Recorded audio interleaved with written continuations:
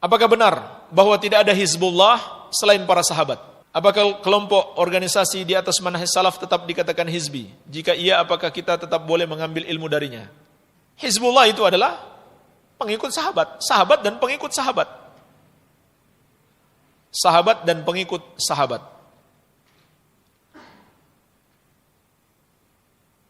Adapun masalah organisasi,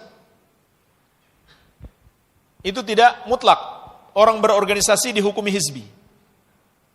Yayasan-yayasan itu kan organisasi juga. Apakah setiap orang yang punya yayasan langsung kita katakan hizbi? Tidak. Walaupun memang pada kenyataannya banyak orang menjadi hizbi karena organisasi. Itu yang dikhawatirkan para ulama. Mengapa sebagian para ulama melarang berorganisasi?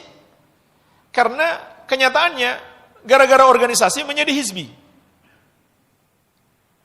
Apa itu hizbi? Orang yang fanatik terhadap organisasinya. Dan orang yang jadi hizbi gak harus punya organisasi. Ya. Dia punya majelis taklim, The Strangers misalkan. Ya. Ini bukan organisasi, hanya majelis taklim. Tapi fanatik. Fanatik terhadap anggotanya, fanatik terhadap ustadznya.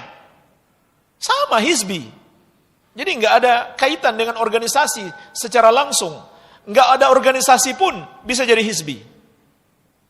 Atau komunitas pemirsa TV dakwah tertentu, pendengar radio tertentu, dia fanatik dengan TV-nya, radionya.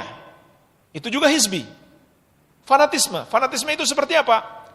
Kebenaran diukur dengan pendapat komunitasnya atau organisasinya.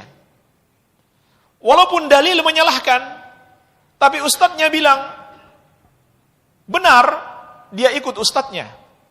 Atau dia ikut pendapat organisasinya. Ini contoh hizbi. Begitu pula hizbi itu membangun wala wal bara berdasarkan organisasi itu. Atau komunitas itu. Enggak harus ada organisasi, komunitasnya. Wala wal baranya bukan karena Islam. Sehingga orang yang seorganisasi lebih dia cintai dibandingkan yang tidak seorganisasi, walaupun dia lebih takwa. Seharusnya lebih takwa, makin kita cintai, walaupun tidak sekomunitas dengan kita. Begitu pula kita menuntut ilmu. Kalau kita melarang-larang orang belajar kepada ustadz lain yang bukan sekomunitas dengan kita, padahal masih ahlu sunnah, itu namanya hizbi. Itu namanya hizbi.